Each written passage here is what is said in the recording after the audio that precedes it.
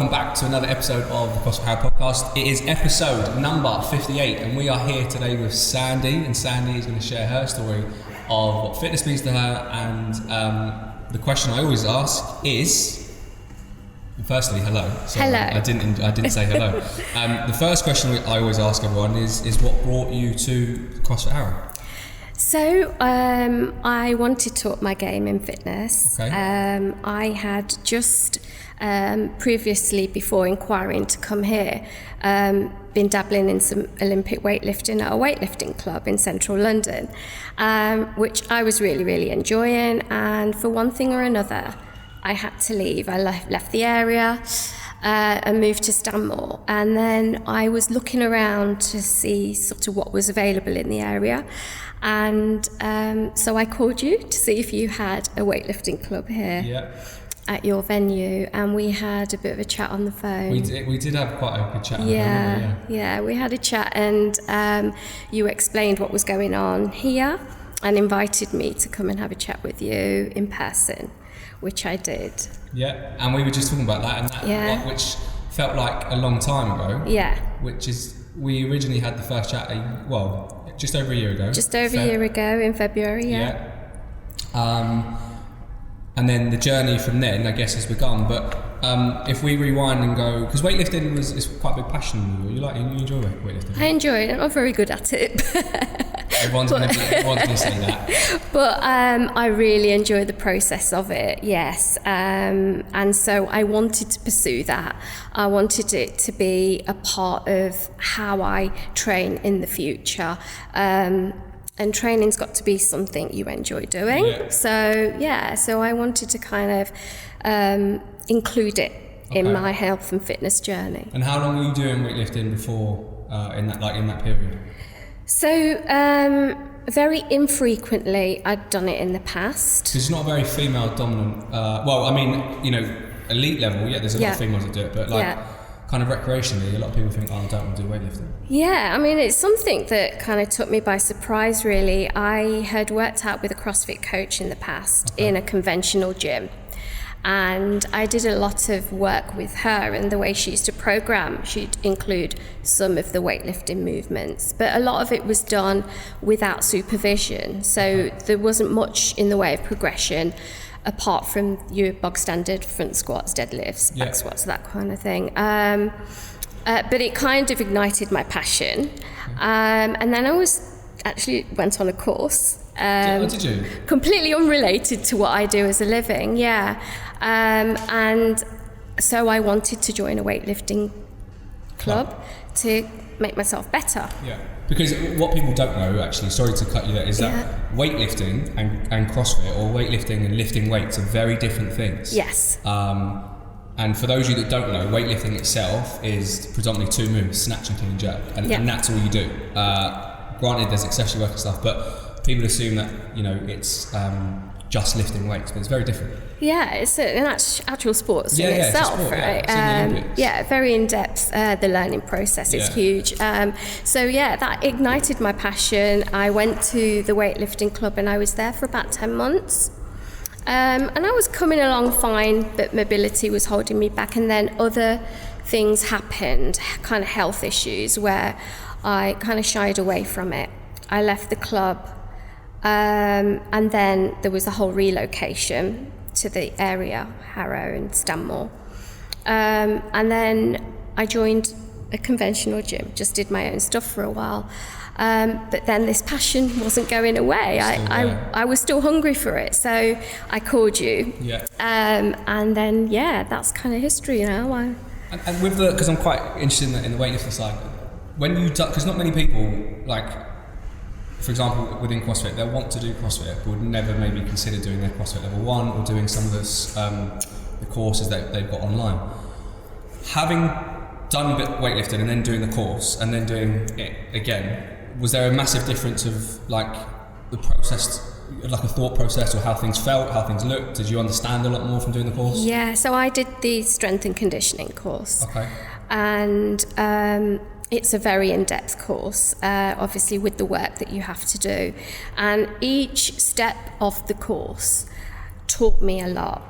just going away on the 2-day physicals that you have to do, as well as the theory work behind it, taught me a lot, gave me a lot of insight into just breaking down movement. So my understanding when a coach is telling me to do something, I feel that I kind of, whether you can do it or not is a different thing, and you practice to get perfect. But I understand what the coach is trying to do. Making that connection to what your task is. And I also, the feel of the movement, you tend to know when it feels right, and you tend to know when it feels wrong. And that's a hugely frustration part of it. And starting out, there will be like, and I think you've heard me say this, you'll do 1,000 reps wrong just to get one right. But you keep doing it, like, you'll get them wrong, and you're like, oh, when's it going to be right? And then one day, just something clicks, and then that's where that relationship like develops with somebody with the barbell. Very interesting. Growing up, sport, was it a big thing for you? I was terrible at school. Okay. I was not the sporty type. I was in a netball club, and I played a bit of rounders, but it wasn't until I was around 19 years old that I kind of entered the fitness journey, so to speak. Growing up at school, I was terrible. It wasn't my thing. Always made excuses about why I couldn't do PE. When I turned 19... That was a turning point. That was the turning point. I had just started nursing school, and I just felt like I needed to be fitter. Okay. I wasn't overweight or anything. Was this because of work, or the demands of work? No, I'd literally just entered nursing school, so I hadn't done any of the modules or anything, but I just wanted to be fitter. In my mind at the time, and what was going around in the media, was that it was a supermodel era. So I entered nursing school in 1986, and it was, all the supermodels, and I felt like I needed to look like a supermodel. So I went and joined a ladies-only gym. I was just doing the usual legs, bums and tums on the floor, the crunches. I'll never get to experience that, obviously, but that would be such an experience. Yeah. At the time, you really thought you were working hard and doing something. But it was after a class one day, I saw this woman with this iron pole, what we know as the barbell, and she was doing stuff with it, and she looked like Linda Hamilton out of the Terminator movie. Okay, And I was just sat there in awe watching her after a class, and I said to one of the trainers, what is it she's doing? What is this? And one thing led to another, and I got some time to spend with her. So she invited me back for a few sessions, and I used the barbell. I mean, I think it was just a few like bicep curls and things like that. Nothing really in depth. But that's kind of how I got into weightlifting. Yeah, I was going to say that probably subconsciously. That was your. You found your love for weightlifting. That was the moment. Even though it wasn't weightlifting as what you do now. Yeah, that was the moment. And then I went and joined another gym where they did loads of classes, and I became a step aerobic fiend. Okay. And like Jane Fonda kind of it was Olivia Newton-John, dancing to music. It was, But that was around that era, that time. That was quite big. Yeah, that was the way of training, really. It was the movement. It was huge. That's what everybody in America, England, everybody was doing it, and we didn't have social media to refer to. Yeah. We were just following a trend, and it was great fun. I would do back-to-back classes, and then I would do the body pump classes, and I loved the body pump classes. So this lifting weights, working with weights became a massive, massive passion for me. Yeah. Amazing. Would you say that obviously there wasn't influence of social media, there was nothing to refer to and follow the trend. Would you say that fitness was not more fun, because obviously it was a completely different era, it's a different reason for people training, it was just completely different, right? I mean, the only thing you really saw at the time was on TV on Top of the Pops, Olivia Newton-John singing Let's Get Physical and holding a dumbbell. Basically it was just that. Yeah, there was no fitness. Well, there wasn't even fitness DVD. That DVDs weren't even out invented then, were they? I think they came a few years later. A few years later when, Olivia Newton-John and Jane Fonda started doing that. Yeah, but the internet wasn't there for them to... Not really, and nothing that I would have maybe known about. I was in my late teens.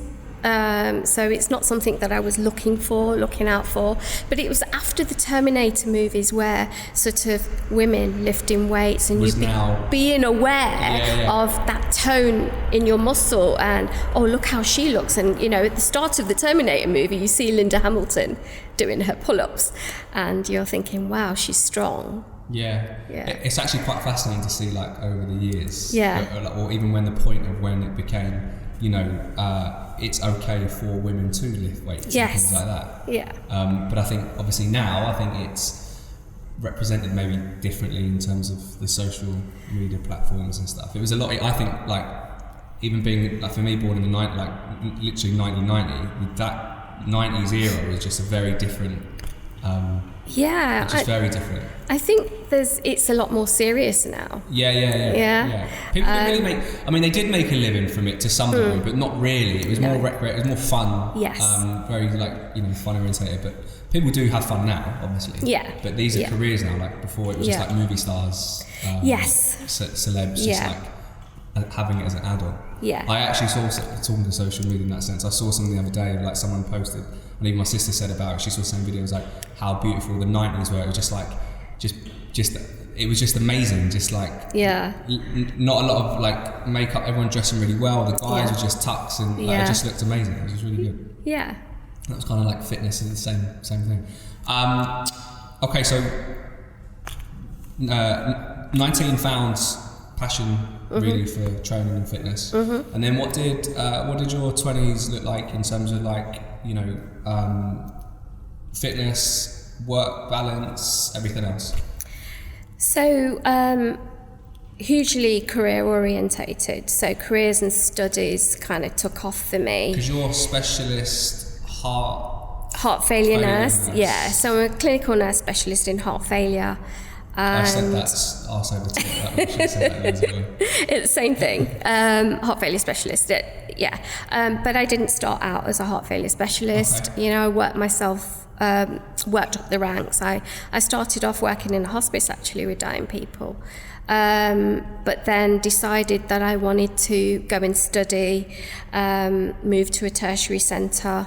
Hospice don't get the funding for sort of development, that kind of thing, so I moved to a cardiology unit where I was given the opportunities to develop my career, take courses and degrees, that kind of thing. And so kind of over time 3 things happened together for me: work and study, getting married, and having kids. And that all came at the same time? Pretty much, more or less.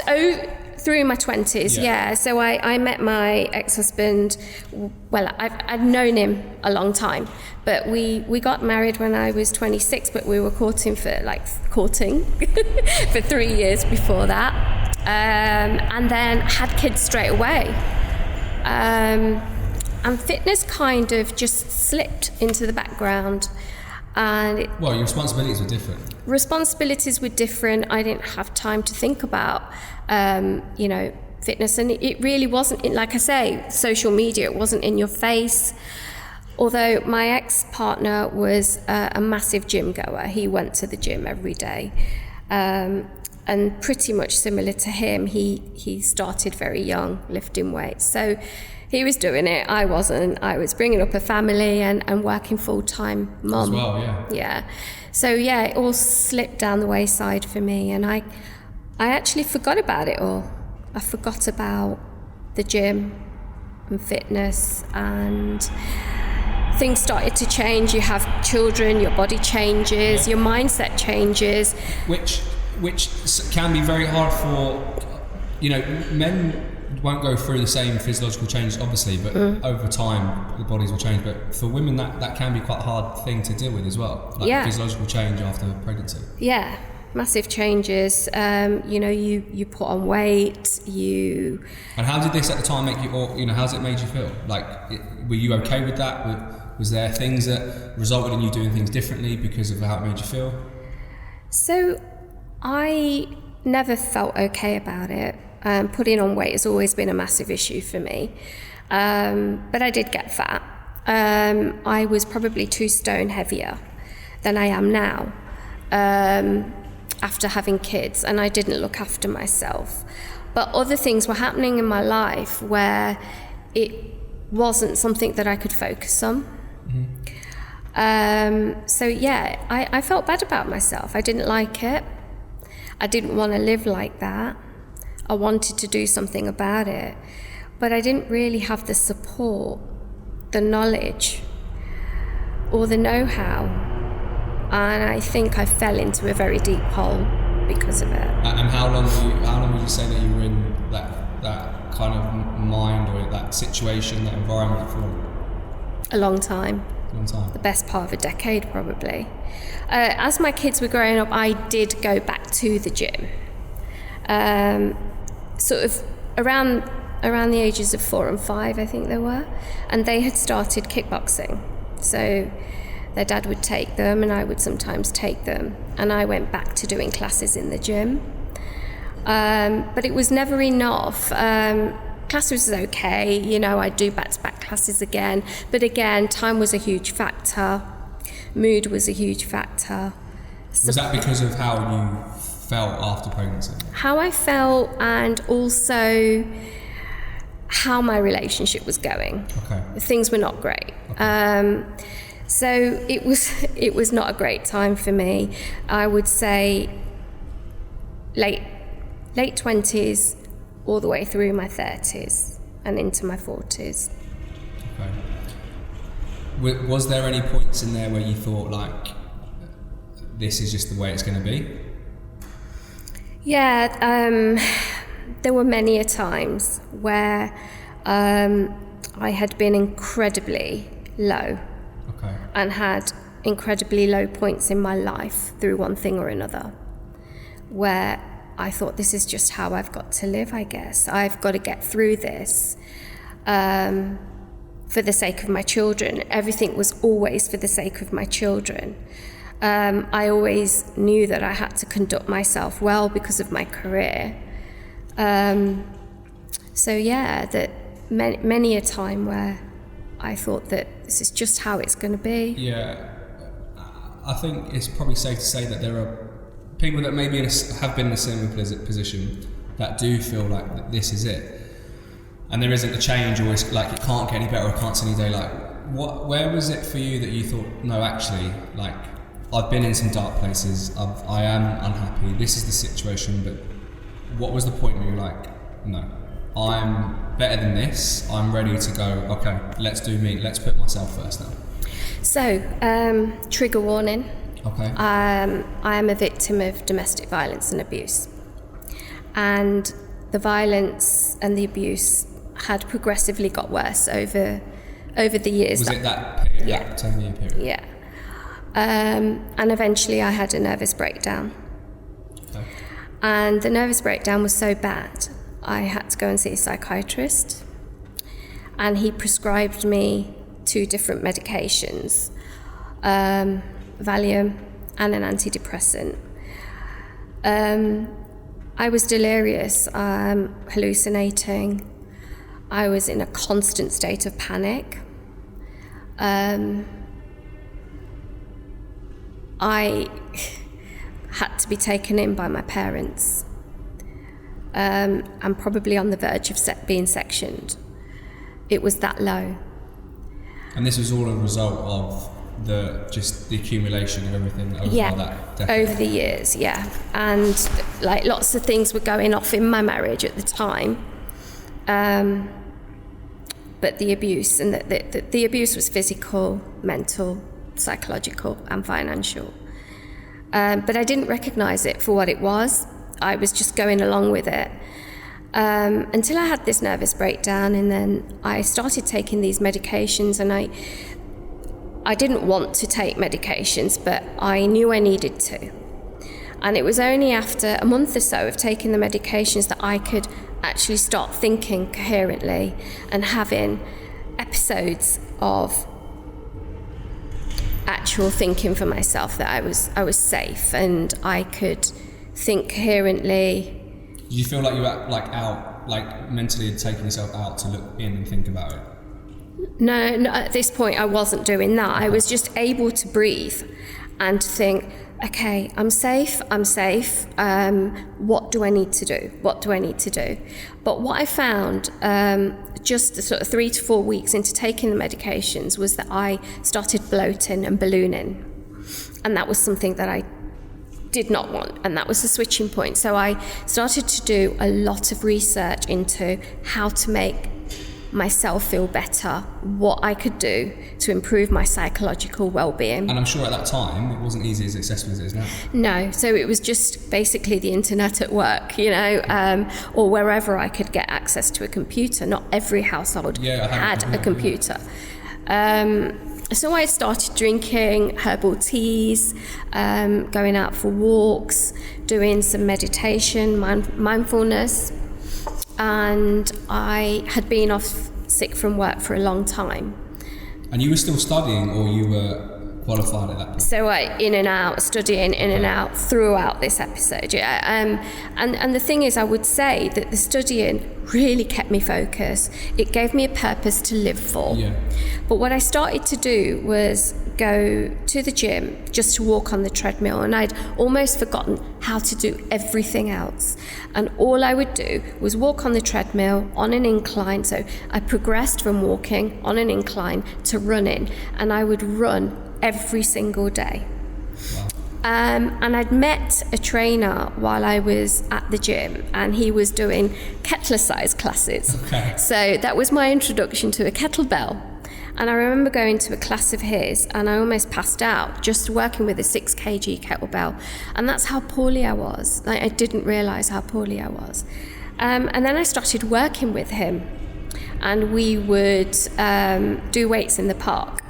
And he had tires and hammers and a barbell.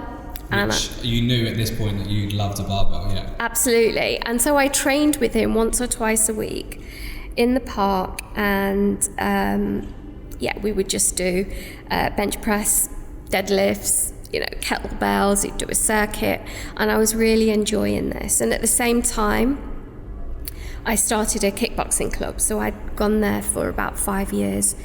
And I thoroughly enjoyed it. But all the time, I was recovering from this nervous breakdown. Yeah, you were slowly climbing that ladder out. Yeah,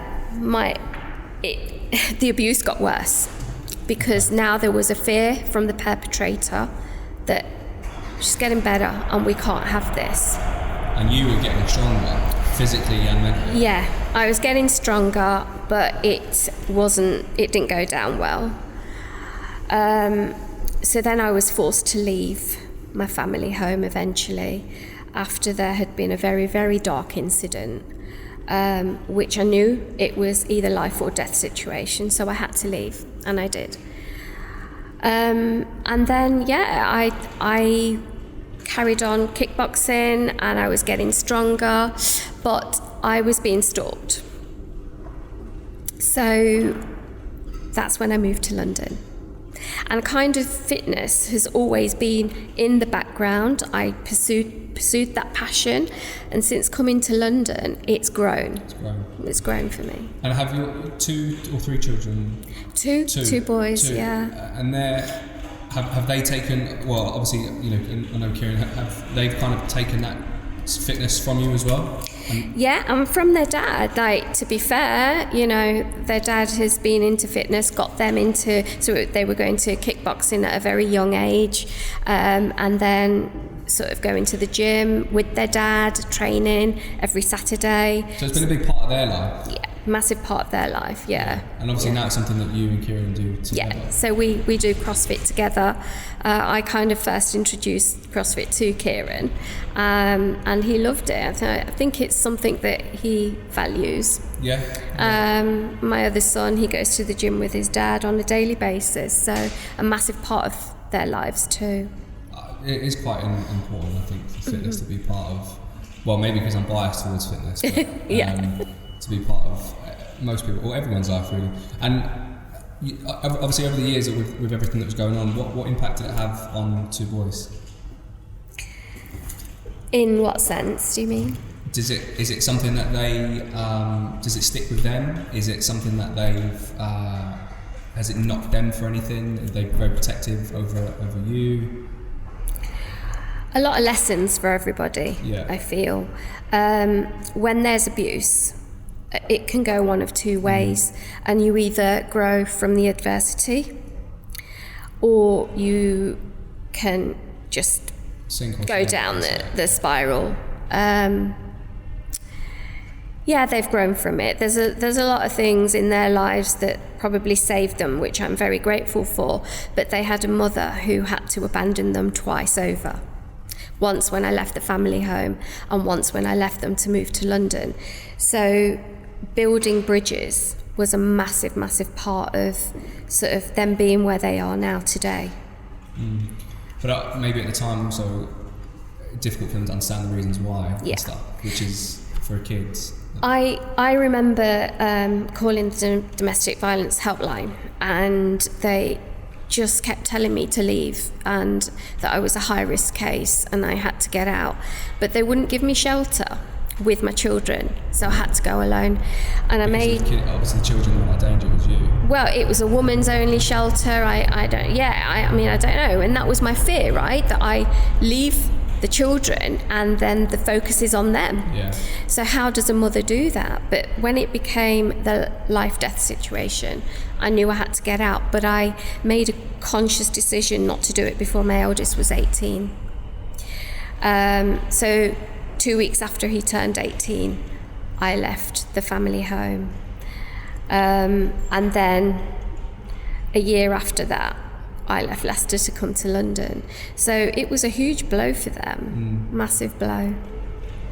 It's very fascinating. But you're a testament to yourself, the way that you've bounced back and you've climbed that ladder through fitness, through work. You said at the beginning that you're very career orientated. So using fitness as your way out now, in some respect, that was kind of your outlet. Because you said before you were doing the mindfulness stuff and everything before that became, because that's become quite a massive thing now, but it wasn't maybe as available back when you were doing that. No, not when I was a lot younger, in my teens and my 20s. Is it something you continue to do? Yeah, I took on a spiritual journey, and I learnt loads through that. I learnt all the mindfulness, the affirmations, meditation is a huge part of my life. Is it something you still practice? I still practice all of that, and Reiki. So yeah, Reiki and crystal. It sounds a bit woo-woo. No, I've heard about Reiki. Yeah. I've never done it, but it's a big part of my life. So I practice Reiki on myself while meditating, and it helps immensely. But I think the biggest thing for me was I didn't want to stay on medication. How can I actually come off of these medications? And when I was originally prescribed them, the psychiatrist had told me I would be on them for the best part of 2 years, maybe 3. And I weaned myself off in 3 months.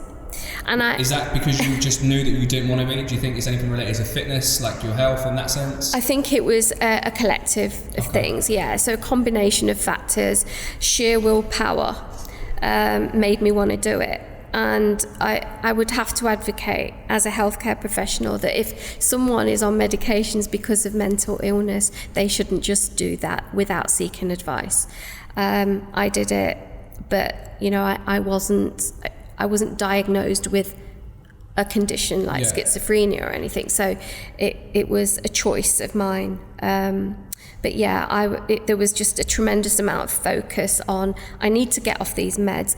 I need my state of mind back. And that is what I fought for. And fitness was a huge part of it. A huge part. And with work, because obviously, like, I would assume that your workload is quite high. Your work, the stuff that you see at work is probably quite hard to see at times, right? Has that had an impact? So it's quite a stressful job, especially during COVID times. It's been You were right on the front line, redeployed, seeing what we saw But I mean, that even outside of COVID times, it is a stressful job. Yeah. It's very autonomous practice as a specialist nurse. So you carry a huge burden for your patients. You're making decisions. You're prescribing medicines. So that alone is massive. But during COVID times, being redeployed to an area of practice that you're not used to, and having to just roll up your sleeves and get on with it, and seeing what you saw was very harsh. Yeah. Obviously, with the job and being a specialist in heart failure, you must get some like really hard negative days, but equally at the same time, there's some really, really positive days. Yeah. Where like things like, whether it be a miracle or like, it's just amazing to see. I love the job, because even though one moment you might be supporting someone and accepting their shortened life expectancy, or just discussing a new diagnosis of what is heart failure, can be soul destroying for someone, especially when they're sort of in their 30s, or youngest patient I ever had was 19. Wow. To, taking them through that journey and various tests, giving them the medications that they need, and to see them get better is a huge celebration. Yeah. So it's very fulfilling. Very proud moments. Yeah, very satisfying, and your patients get attached to you, and you get attached to your patients. You see them like when you discharge them, you're like, I'll come back. Yeah, exactly. It's nice to see them go, but it's also Yeah. And then you've managed to balance the workload with training, and a lot of people do, especially the last year, they've actually really struggled to balance that workload and training. But you've kept it up. You've been powering through this whole time. I mean, it's been hard. It's been really hard. And some days when you finish work, to think, oh gosh, workout to do, or do I really do this now, or do I need to just go and rest? And so balancing, it's a balancing act, but like I say, it's a huge part of what I want in my life, and I can't make decisions based on that. Exactly. And I can't, there are times where I have to weigh up, how am I feeling right now? Can I actually work out tonight and then do a full-on day tomorrow, knowing what tomorrow is? Yeah. And I have to. You could be full of like patients, like back to back, or exactly, or whatever, on your feet for 16 hours. Yeah, exactly. And I have to make that choice. Then I have to make that decision. But then I know that once I get the rest, a couple of days sort of recouping, and I'll be back and I'll do a workout. And I think sometimes it holds me back from progressing, and that in itself can be very frustrating. Yeah, knowing that there's capabilities to do more. Yeah. You're making a decision because you need, holding back. Exactly. But I guess, in the grand scheme of things, it just means that, that I think the potential and the longevity of fitness will always be longer, and it will always be there, because you've always got more to, in that sense, you've held back because you made those conscious decisions of, work or whatever, that you can carry on. Yeah, no, exactly. And I want to get to 70, and I don't want to be sitting in my rocking chair knitting a jumper unless I decide I'm going to do that. Yeah. I want to go on treks. I want to climb the Yorkshire Moors. They're the things that I want to do after I retire. And so, and probably even CrossFit, Yeah. I want to squat when I'm 70. I have huge respect for people that are active in their later years, and that's something I want in my life. I think I'm not sure how to word it, but like in 20 years' time, we'll see a lot more, or maybe a little bit more of the, let's say at the time, the older generation being more active, still going to the gym and squatting, deadlifting, pressing, like the basic moves. Exactly.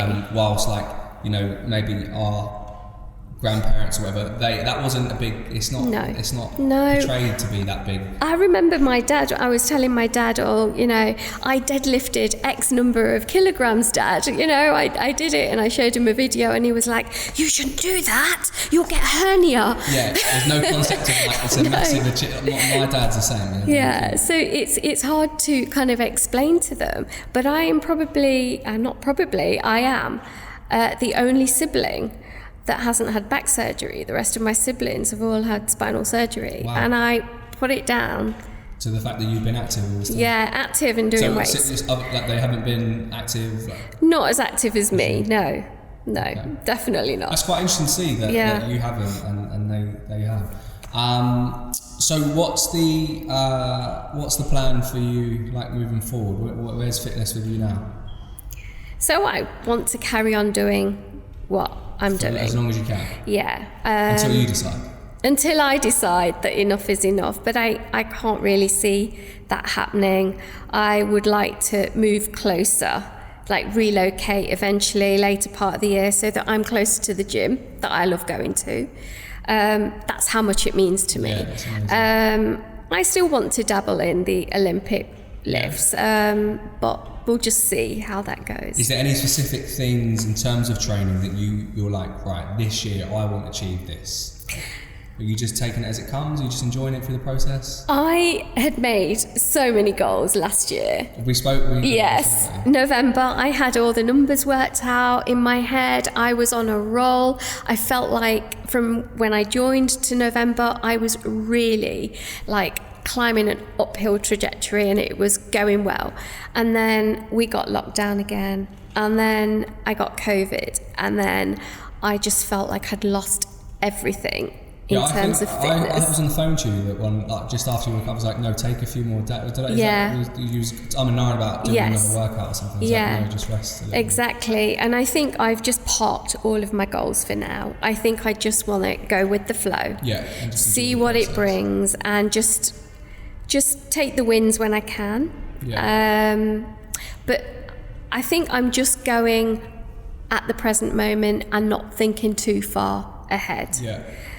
And one thing probably people want me to ask, obviously, with your job, it's very hard to like set breaks and stuff. And you obviously you done the nutrition in January, as well, and which you enjoyed. Yeah. And how do you, with your role, and how do you manage what you eat, when you eat? How do you get that fuel to be on your feet for all that time? So in my job, I'm not necessarily on my feet all the time, because I'm not on a ward. As a specialist nurse, I run clinics. I can go and visit patients on a ward, but come back again to my desk. So sometimes eating is involved at your desk while you're doing your admin. A lot of the time we do go away and sit for half an hour to have our dinner. Just have some time away. Yeah.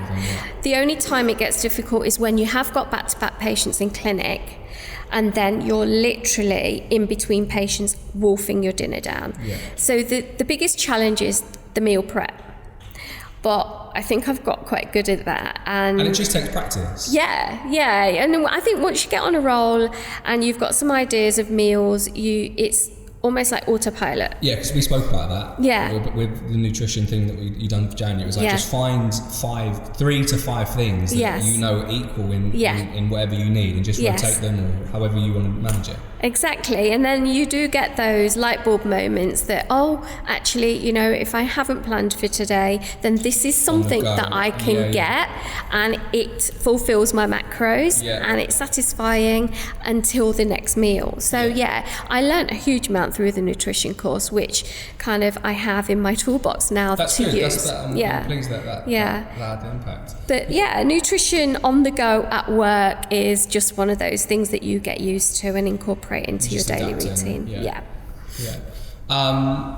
So gone through what you want out of the next, kind of just enjoy the next process, and then does that mean you said later on in the year that maybe relocating, is that maybe an opportunity for you to go, actually right now I'm set, I'm going to be, you're going to go back to that list that you wrote back in November and go, right, this is the time?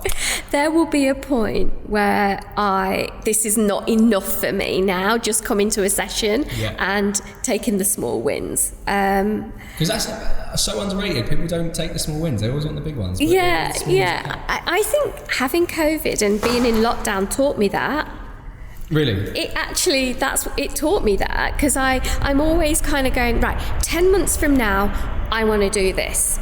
And then I'm like a dog with a bone, and I chase it. And then we were forced into this situation with COVID where, it was out of our control. You lose fitness, you lose conditioning, you lose strength, and then you're left thinking, well, what am I going to do in the here and now? We just go from day to day, right? Yeah. So, there will be a time where that's when the small wins came into it. Oh, okay, I lifted 30 kgs today. Yeah, and that's massive. Yeah, but that at one point won't be enough, that I will want more. But I think I'm just riding that wave. Yeah. And just going with it. Enjoying the process. Yeah. Amazing. Sandy, it's been so good talking to you. Thank you for having me. No problem. Yeah. Guys and girls, tune back in for next week's episode.